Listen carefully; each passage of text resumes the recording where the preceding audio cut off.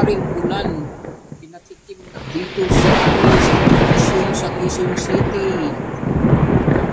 Thank you Lord. May 1 Labor Day. Happy Labor Day mga believers all over the world. Dahil dinalaw tayo sa ulan ngayong hapon, tayo uno. Ulan na dito, nawala na ang alikabok, saka malinis na ang kalye dahil hindi ulan.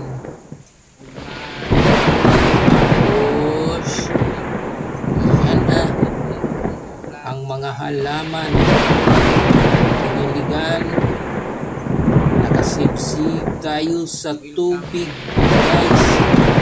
Salamat kay Lord.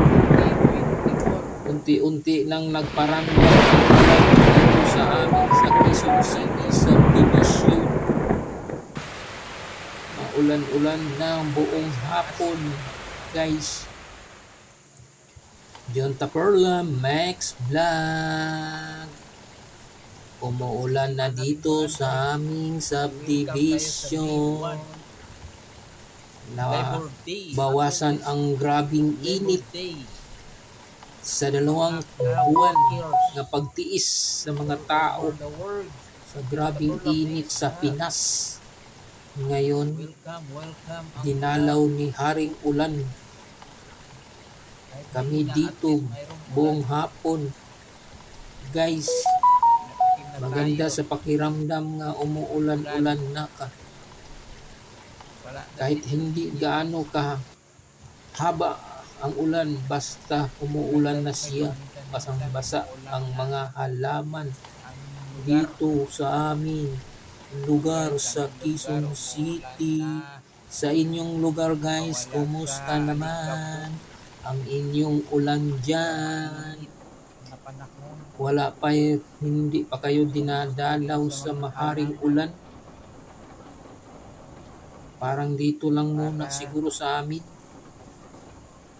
Yan ang napansin ko kasi yung iba dyan na grabe pang init daw sa kanilang lugar.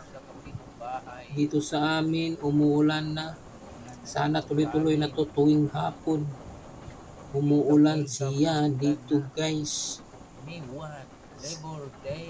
Para mabawasan na ang grabing init sa umaga hanggang tanghali. Grabe ang init dito.